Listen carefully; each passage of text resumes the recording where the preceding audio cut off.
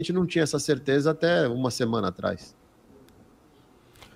E eu quero chamar o Vandic Silveira para a conversa também, Fábio, para ouvir a percepção dele, porque é como a gente estava falando, né? Não vai ser na boca do gol que o Fed vai mudar de postura, não vai quebrar o guidance, se bem que não tem guidance, mas não vai dar tiro no próprio pé, né, Vandic?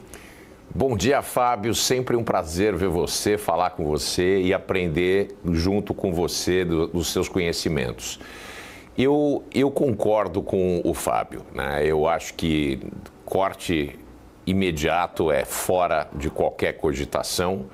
Não tenho certeza, não acredito que setembro vai acontecer o primeiro corte. Ainda que o CME Group está 100% alinhado aí, mas o número de PIB é muito forte. Então, mas como mesmo você disse, uma das coisas que a gente precisa entender, uma vez que o Fed tem um mandato duplo, tanto manter o emprego, assim como reduzir ou manter o poder de compra, né, reduzir a inflação, ou ter a meta da inflação batida, é o que realmente conta. A taxa de desemprego está levemente acima de 4%, ainda se mantém em níveis historicamente muito baixos. Eu não vi movimentos do Fed nessa direção de cortar até desemprego chegar acima de 5%, 5% e alguma coisa. Ainda tem um caminho para chegar lá.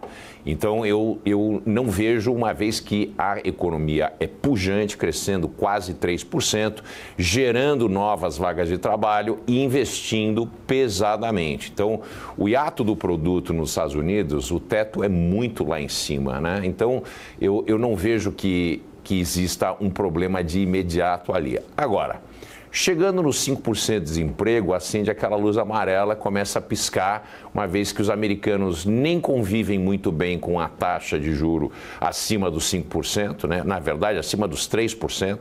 Eles não convivem muito mal com isso, mas eles também não convivem muito bem com taxa de desemprego superior a 5%. As pessoas começam a ficar muito incertas e essa incerteza acaba provocando uma profecia autorrealizável de uma recessão, porque as pessoas começam a ter medo de ser demitidas e param de ir às compras. E os Estados Unidos, 72% do PIB é consumo. Então essa é a minha, vamos dizer assim, os meus 2 centavos nessa análise. Trazendo para o ambiente político, obviamente uma vitória do Trump pressiona a inflação, uma vez que ele vai ficar muito mais independente do resto do mundo e isso traz a preocupação dos mercados com uma série de políticas protecionistas que, de fato, vão tender a aumentar a inflação. Enquanto a China exporta a deflação para o mundo, essa é uma das perguntas que eu tenho, né? Eu assisti um debate recentemente com os economistas sobre China e o que aconteceu? A China está fazendo uma série de movimentos. Eu, como todo mundo sabe, não acredito muito na China. Acho que a China é uma cidade cenográfica. Aquilo que a gente vê é aquilo que é para inglês ver, mas quando a gente entra na China é um desastre total. Agora, cedo ou tarde, os chineses vão ter que engolir o corte de cabelo que sofreram com os investimentos em real estate, né, no setor imobiliário, nas casas, e eles, cedo ou tarde, vão ter que voltar ao consumo. Quando a China voltar ao consumo, né, talvez essa exportação de deflação para o mundo, com tanto produto barato, ainda que a capacidade instalada na China é muito maior do que o consumo interno, mas cedo ou tarde esse consumo vai começar a acontecer de novo. Ele esteve muito elevado há pouco tempo, antes da Covid, quer dizer, muito elevado em termos chineses, que ainda é muito baixo, mas Covid, mais o problema do real estate, empurrou para baixo o consumo chinês. E uma vez que começa a haver consumo interno na China, essa deflação exportada começa a se afinar.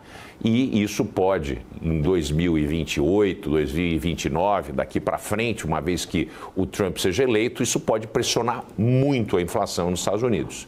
Então, essas questões de taxa de juros, certamente, ano que vem, ou mais para o final desse ano, é uma questão, a não ser que algo muito drástico aconteça, são favas contadas. Fábio, queria ouvir um pouco da sua opinião até sobre essa análise do Van Dijk, porque a percepção dele é que talvez não haja em setembro, até porque a outra reunião seria depois da eleição, e aí já teria alguma sinalização ali, ou batido o martelo, quem vai conduzir o país nos próximos anos.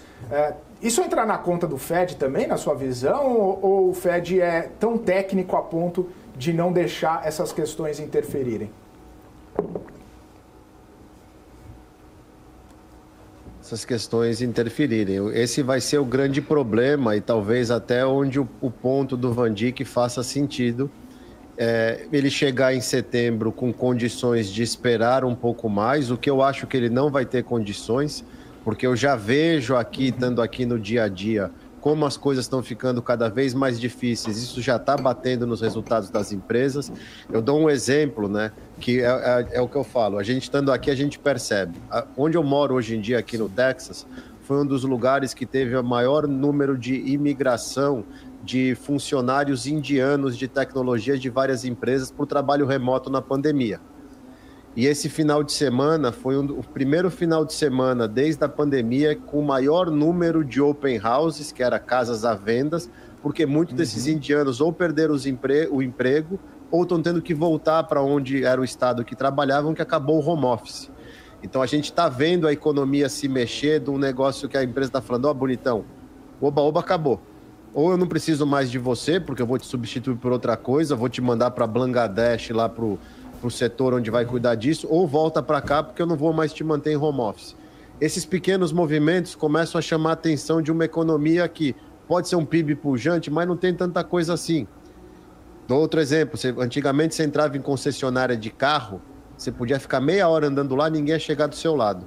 Para na porta de uma concessionária de carro, qualquer marca, e você vai ver como você vai ser tratado hoje em dia. Então, você começa a perceber que o pessoal está começando a ficar incomodado, que a coisa está desacelerando bem. Se o Fed tiver tempo, eu concordo com o Van Dijk. Cortar antes da eleição, e de repente a Kamala ganha por causa disso, é Fed político. E vai ser um reboliço nesse país. E o Trump vai bater, e eu acho que ele não precisa, o Fed não precisa disso. Só que eu acho que ele vai precisar cortar por causa da economia em si e por causa do desemprego. A economia americana não aguenta mais os níveis de juros atuais, o dinheiro drenou, as famílias estão endividadas e a gente tem um problema agora grave aqui. O desemprego vai causar um grande problema de default de dívida, de várias coisas, e vai ser uma bola de neve. O Fed esperou demais, brincou com a sorte, o governo americano errou muito na condução de tudo isso e agora vai custar caro deixar isso colapsar. Então, por isso que eu acho que ele corta em setembro. Muito bom, Fábio. Ótimo poder ouvir suas análises. E agora ninguém quer estar na pele do Jerome Powell entre a cruz e a espada para cortar esses juros, ou não, em setembro. Mas a gente vai, ao longo aí dos próximos dias, das próximas semanas, conversando. Obrigado por estar aqui com a gente. Sempre um prazer recebê-lo aqui, Fábio. Um abraço para você. Até a próxima.